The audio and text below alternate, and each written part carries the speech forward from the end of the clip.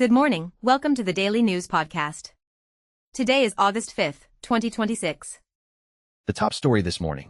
Kiev has been hit by a major Russian ballistic missile attack, and officials say at least 14 people were killed. Ukrainian authorities described it as a large-scale assault on the capital region, another reminder that this war is still intensely dangerous far from the front line. The strike will also raise pressure on Europe and NATO allies as security fears keep spreading well beyond Ukraine's borders. And every time Kiev gets hit like this, it lands far outside Ukraine too, in diplomacy, energy, and defense planning. A brutal start to the day. Staying with global tensions, President Trump says a deal to reopen the Strait of Hormuz could come as early as Wednesday. If that happens, it would be huge for global shipping and oil markets, because Hormuz remains one of the most important choke points in the world. The comments helped ease some market nerves overnight, with traders betting that smoother energy flows could lower pressure on prices and calm a very fragile region. Right, and that one matters fast, not eventually. If Hormuz reopens, consumers, shipping companies, and markets all feel it almost immediately. Moving to markets, Asian stocks rebounded as tech shares recovered and oil prices dropped. Investors were also encouraged by the possibility of progress in Hormuz, which helped lift broader risk appetite. After a shaky stretch, the mood this morning is more optimistic, but it's still an optimism built on headlines, and that can turn quickly. Exactly, and we've seen that movie before. One diplomatic comment lifts everything, then one setback sends oil and equities right back the other way. On the tech side, Alphabet is taking the heat after a sharp stock drop tied to negative free cash flow. Investors are asking whether even the biggest tech companies are starting to feel the strain of massive AI spending.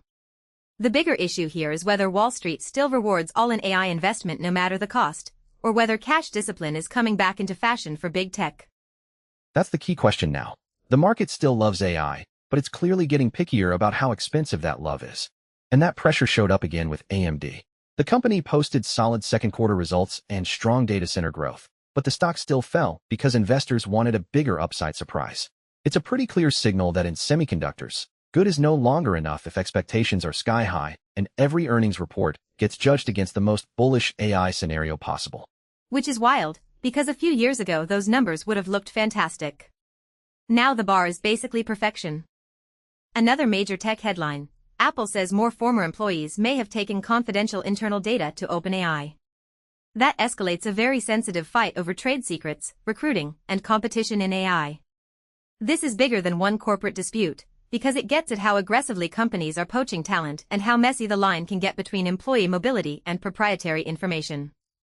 And Silicon Valley is going to watch that one closely. Talent is moving fast, and so are the legal fights around what moves with it. Also in tech, Waymo has opened its Dallas robotaxi service to everyone, dropping the waitlist and expanding commercial access in another major U.S. city.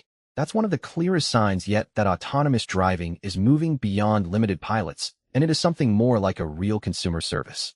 And to wrap up with a quick culture note, Spike Lee is launching a new Brooklyn-centered film festival called Playback in New York this November.